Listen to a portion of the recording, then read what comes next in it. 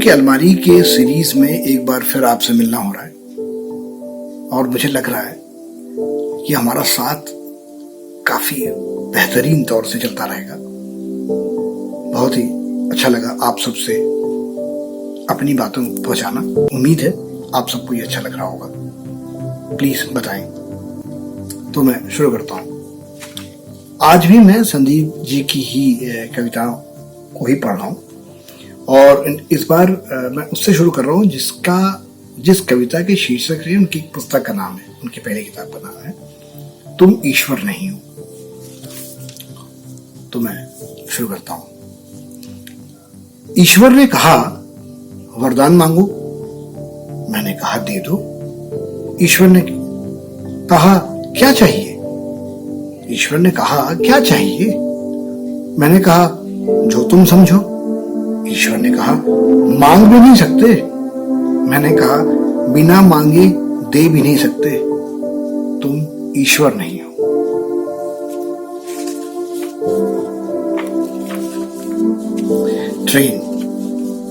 Train की भी इनकी सीरीज है जो मैंने पहले भी आपको बताया था, तो उनमें से कुछ आपको आप सबको पढ़ के सुना रहा हूं।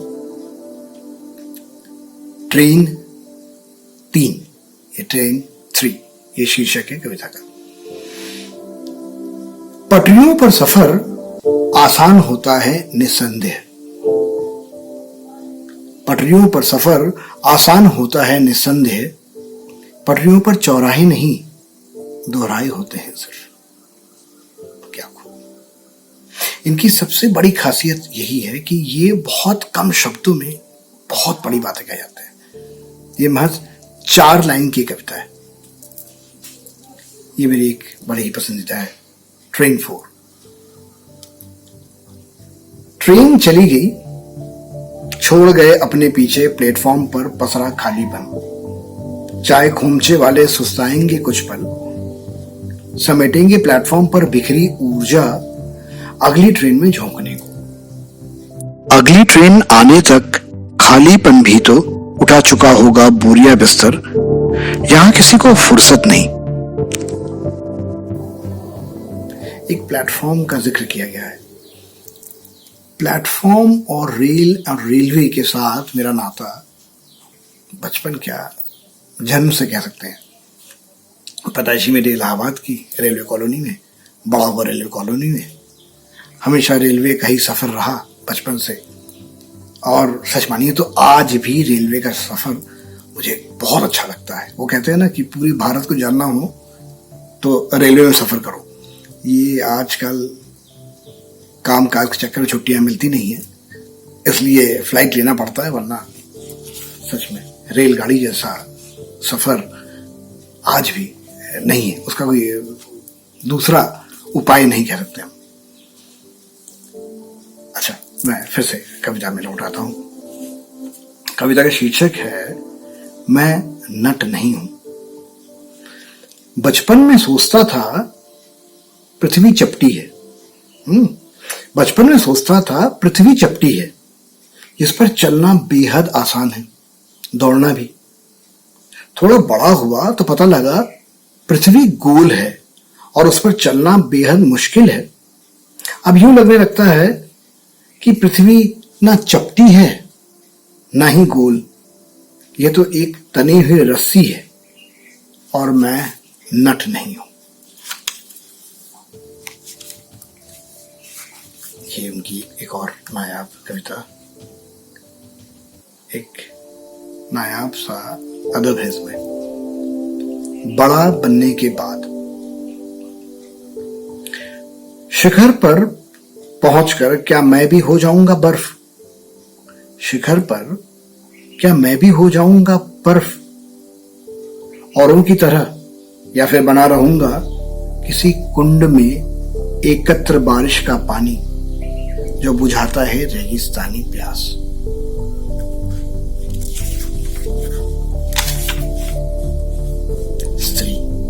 स्त्री 1।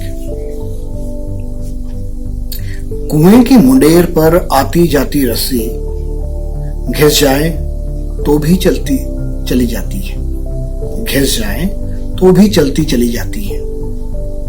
टूट जाए तो गांठ पड़ जाती है। स्त्री दो पाटों के बीच सब पिस जाता है, जो नहीं पिसता उसे दोबारा डाला जाता है।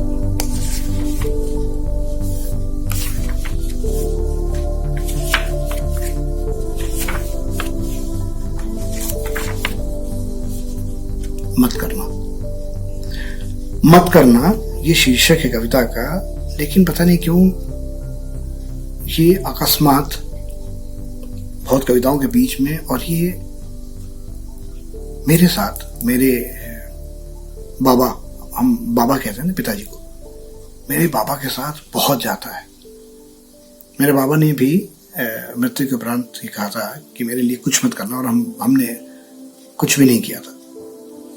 लेकिन ये जिस तथ्य को सामने ले आ रहे हैं, वो मेरे बाबा के साथ बहुत जाता है। आज मेरे बाबा गुजर गए हैं करीब 23-24 साल पहले, पर आज भी, एक तो मुझे आज भी यकीन नहीं होता कि मेरे पिताजी मेरे साथ नहीं है।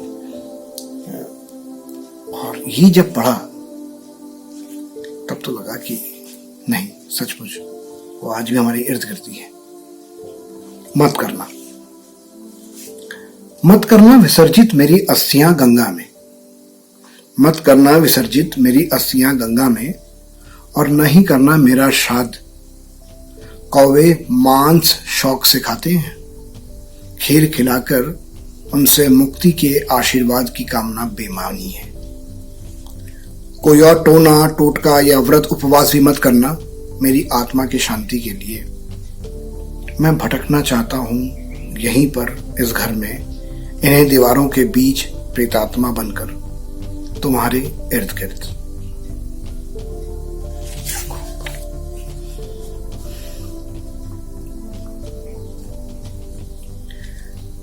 आवाजों पर धार, आवाजों पर धार।